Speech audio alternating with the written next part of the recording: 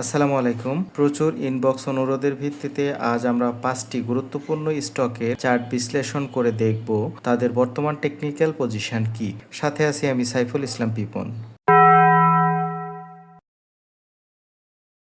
প্রথমেই বারাকা পতেঙ্গা পাওয়ার limited.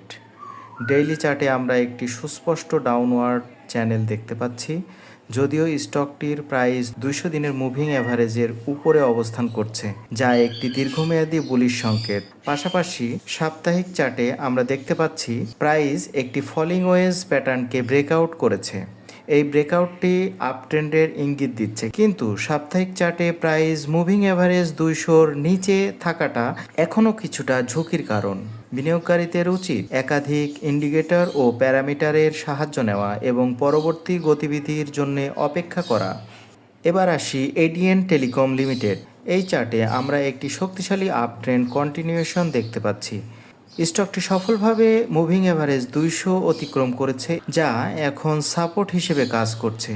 Price বর্তমানে bullish super ট্রেন্ডে একটি শক্তিশালী রেজিস্ট্যান্সের মুখোমুখি, যা ব্রেকআউটের চেষ্টা অব্যাহত আছে, কিন্তু বায়ার এঙ্গেজমেন্ট কম থাকায় সাপ্লাই অ্যাবজর্ব করতে ব্যর্থ হচ্ছে। এই লেভেলটি সফলভাবে ব্রেকআউট করতে পারলে নতুন হায়ার হাই তৈরি হতে পারে, অন্যথায় প্রাইস পুলব্যাক করে নিচে অথবা সাইডে বেগবান হতে পারে। এদিকে আইপিডিসি দীর্ঘদিন ধরে নিম্নমুখী প্রবণতায় ছিল, কিন্তু এখন এটি 200 দিনের মুভিং অ্যাভারেজের উপরে অবস্থান করছে, যা একটি আপট্রেন্ড কন্টিনিউশনের সংকেত ছিল। স্টকটি গতকাল তার আগের হায়ার হাই রেজিস্ট্যান্সকে উল্লেখযোগ্য ভলিউমের সাথে ব্রেকআউট করে, যা এর বুলিশ প্রবণতাকে আরও শক্তিশালী করেছে, যা ছিল একটি ইতিবাচক লক্ষণ।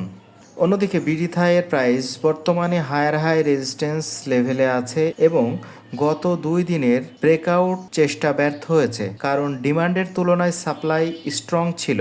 এই লেভেলটি ভাঙার জন্য একটি উল্লেখযোগ্য ভলিউম তথা সাপ্লাই অ্যাবজর্ব ক্ষমতা দরকার। তবে স্টকটি মুভিং অ্যাভারেজ 200-র উপরে আছে এবং সুপার ট্রেন্ডও বুলিশ। এক্ষেত্রে এই লেভেলটি সফলভাবে ব্রেকআউট করতে না পারলে প্রাইস আবার পুলব্যাক হয়ে নিচে অথবা সাইডওয়েতে বেগবান হতে পারে। সর্বশেষে রূপালী লাইফ ইন্স্যুরেন্স। এই স্টকটি একটি শক্তিশালী আপট্রেন্ড কন্টিনিউশন করছে, যেখানে 200 দিনের মুভিং অ্যাভারেজ একটি শক্তিশালী সাপোর্ট হিসেবে অবস্থান করছে। স্টকটি বুলিশ সুপার ট্রেন্ডে আছে এবং গতকাল একটি সুইংয়ের মাধ্যমে আরেকটি নতুন হায়ার হাই তৈরি করেছে। এটিতে কোনো আরএসআই বা এমএসসিডি ডাইভারজেন্স দেখা যায়নি, যা একটি ইতিবাচক দিক। তবে আপট্রেন্ডটি ধরে রাখতে উল্লেখযোগ্য ভলিউম কন্টিনিউশন প্রয়োজন।